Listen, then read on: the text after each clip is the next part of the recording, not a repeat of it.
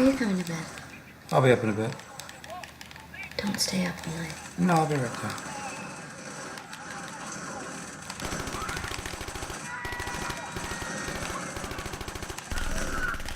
So Activision's having a pretty damn good week. They started things off with a 7-minute trailer for Destiny, showing off the co-op mode, which they're now calling Strike, where you and a group of friends will essentially go on a mission to fight a boss. This particular trailer showed off an area called the Devil's Lair, and in conjunction with the video there was also a developer diary that was exclusively on Sony's PlayStation YouTube channel. This is in line with the early access to the beta that PlayStation 3 and PlayStation 4 owners are going to be experiencing. Bungie confirmed that Destiny will be playable at E3 this year, and expect the beta soon after that. So if you're a PlayStation owner, be expecting to get your hands on Destiny sometime around late July, early August in beta form. So when you're trying to get people interested in a new IP like Destiny, what is Activision doing the same week? Well, why not unveil the next Call of Duty game? That's exactly what happened. Not quite intentionally. There was a teaser site that went up late this week for the next entry of Call of Duty, and some Instagram teaser videos that showed that Kevin Spacey was going to be starring in the next Call of Duty.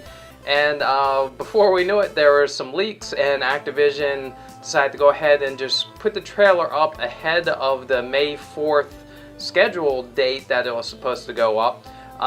The official title for the next Call of Duty game will be Call of Duty Advanced Warfare, showing that it's full of all sorts of futuristic hover bikes and exosuits, and Riley the dog is nowhere to be seen this time.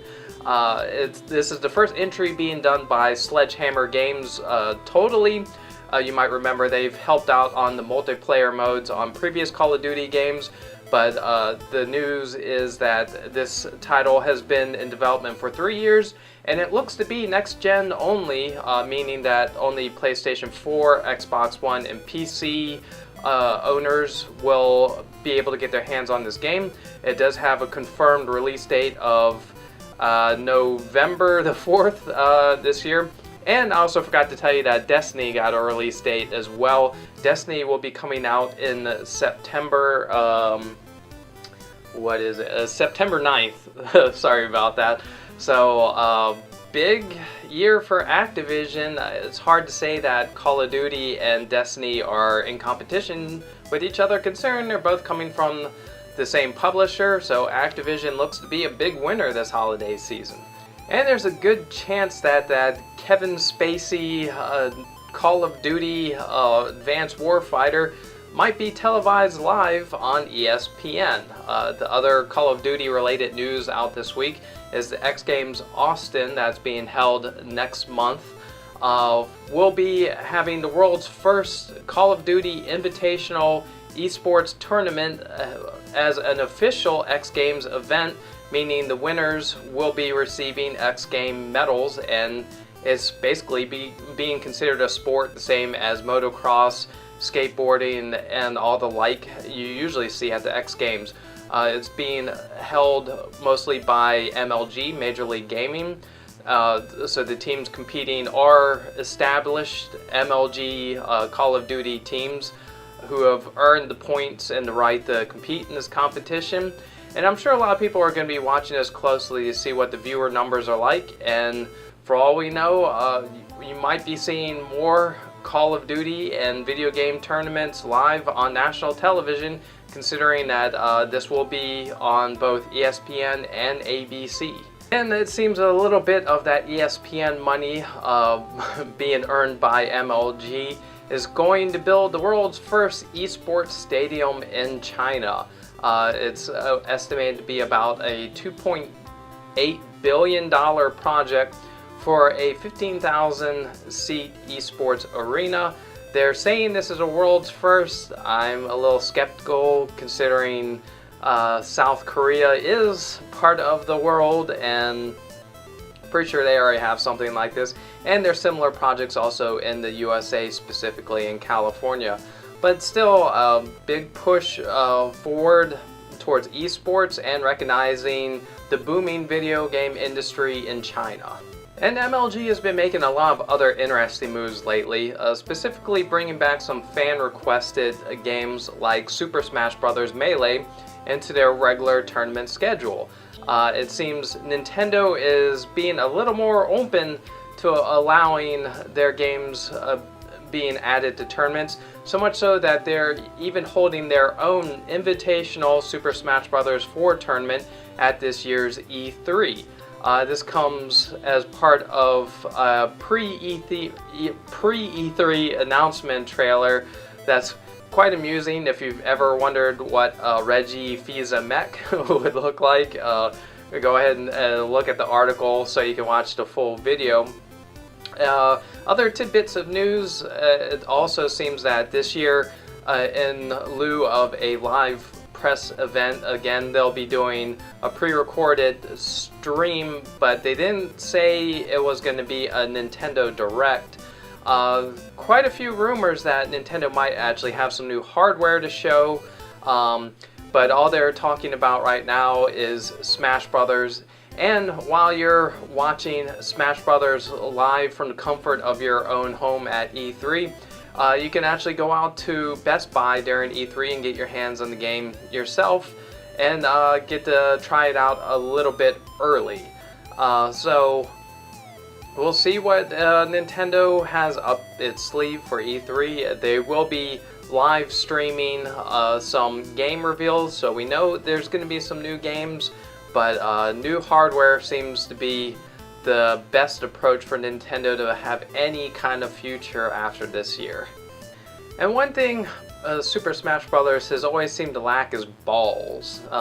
Sure, there's Pokeballs and now Master Pokeballs, but there's a new indie fighting game that caught my attention this week by the name of Lethal League.